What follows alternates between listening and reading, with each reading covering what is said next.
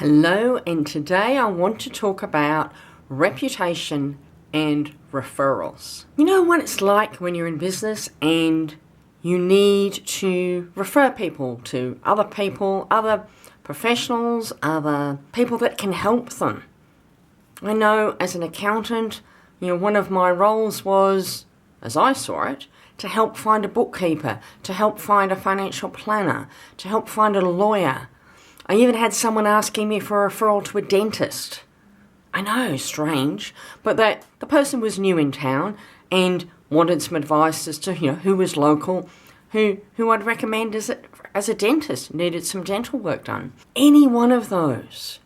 And it doesn't matter who you are, what you are, but if someone asks you to refer them to someone, it's your reputation that's on the line. If that person does a great job, fantastic. Your reputation is maintained, your integrity and quality of service, your professionalism, if you're a professional, that is maintained. But when a referral goes sour, when something goes wrong, when the person doesn't do the job very well, or doesn't communicate, or takes a long time to get things done, doesn't get the result the person was hoping for, then the egg ends up back on your face because you're the one who referred. And I've just recently been massively let down by someone I've referred people to.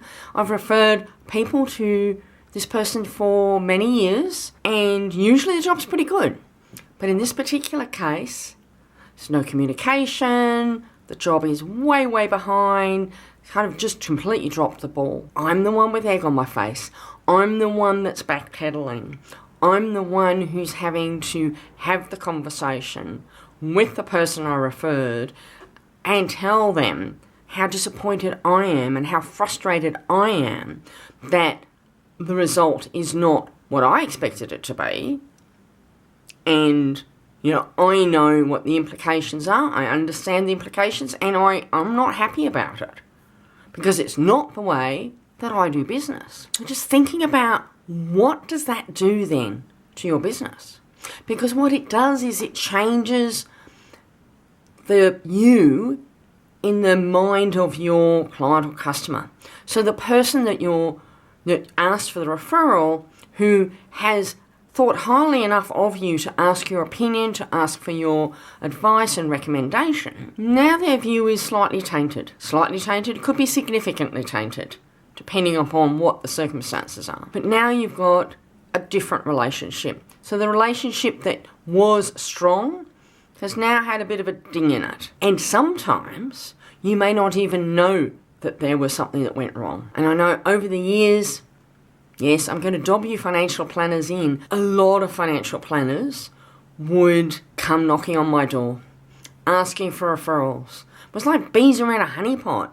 Them thinking that I had this great accounting practice, which I did, that I needed to refer people to financial planners, which I did, and then I would just give it to them. I knew nothing about them. A lot of these people made no effort to build a relationship with me. It was, just sort of that awful, second-hand car salesperson type view, and I'm sorry if I'm offending anyone there, I hope I'm not. The problem was I needed to give them one client to give them a trial, but I didn't want to damage my relationships with my clients by giving someone a trial and them to not do a good job with it. What do? Because the ultimate problem is that, as I say, you may or may not know that the referral hasn't worked very well. The chances are it's going to actually impact your dollars, because somewhere down the track, that chink in the armour, that dent in the relationship is going to just kind of widen. They're going to start to find other reasons perhaps why maybe it's time to move. Maybe you've lost your luster, the thing that made them attracted to you as their advisor or their client, their supplier, or whatever it is. That is where the problem lies. Because sometimes what that means is they go and seek advice somewhere else. They go and seek their supply somewhere else. Who are you dealing with? What are the moving parts in your business? Who are they? They may even be inside people. Could even be staff, your team members who aren't performing at the level and are letting down your clients or customers. Does it mean that you're losing some customers or clients? Does it mean that they're not coming to you as often? They're starting to pull back on the services or products they're buying from you. Is it having an impact on the money you're making, your profit, your income? Is it having an impact on your cash flow? They're now paying later. Like all sorts of little things that can come into play as a result of a referral that hasn't quite gone quite right, or a service or a delivery that's not quite happened the way it should have.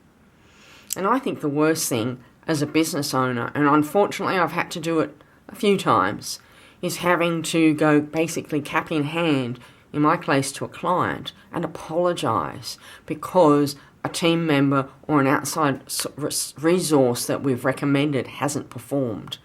And I've had to do that quite recently with one. And this person I know has been let down by these types of people in the past. And I kind of promised that I would deliver and we would do a great job. And now I'm there with egg all over my face again, bitterly disappointed and frustrated with what's happened. And my hands are tied. But I need to do something about it.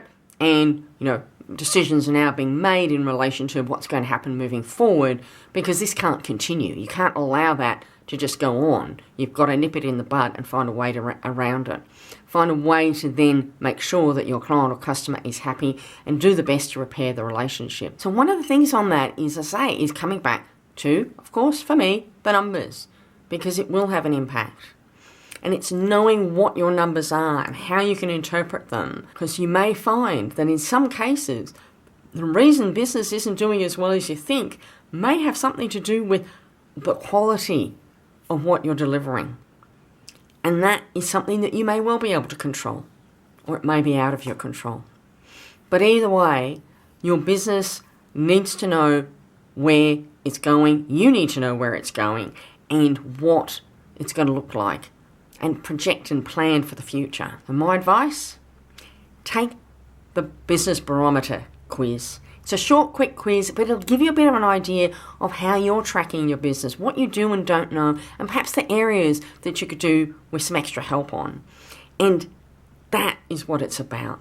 At the same time, just make sure that you're maintaining the quality and professionalism of your products and services at the level that you want it to be at. It's your business, it's your level. I'm not dictating that. Go out and work out what's working for you and make it happen.